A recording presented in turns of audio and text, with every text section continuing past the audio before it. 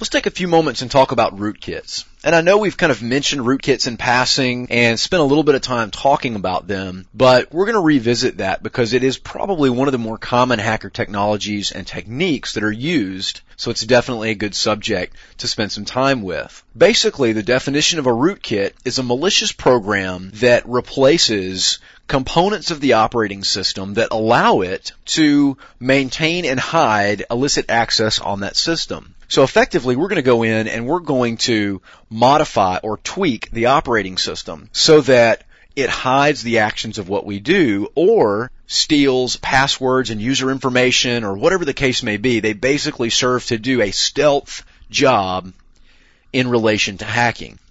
Usually rootkits will require some level of permissions on that system depending on that rootkit, and ultimately it will require root level access to install it, but oftentimes you'll find that rootkits are embedded with an exploit or a hack of some sort that allows you to get that as long as you can execute it on the remote system.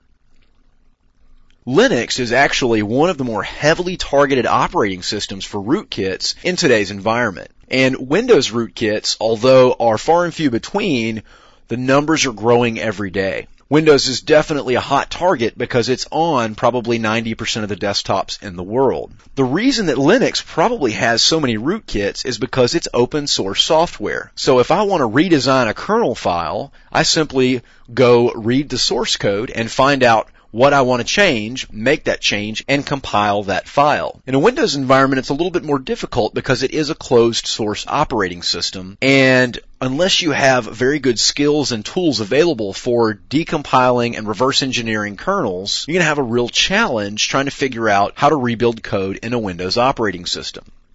One of the big downsides to a rootkit for security professionals is that there are very few detection methods available. As a matter of fact, systems are rooted almost every day and retrofitted with rootkits, and no one will ever know until that system is rebuilt. And even then, there probably won't be any clues. We'll just rebuild the system, and the rootkit's gone, never even knowing that it was there. There are a couple of different basic ways, such as the MD5 sum of those files. And one of the problems you run into there is if the file is updated legitimately between the time you run an MD5 and the time you check for validation, the MD5 is going to change. So you almost have to be very diligent in maintaining your database of MD5 sums, and it really just gets logistically challenging to keep up with all of that, make sure it's up to date, and go through that process. So generally, companies just choose not to do host-level sums or validation against rootkits. Once you have established that you have a rootkit, or you've even installed a rootkit on a system, it's all but impossible to actually remove because it embeds itself so deeply into the system that removing it would probably destroy the system altogether.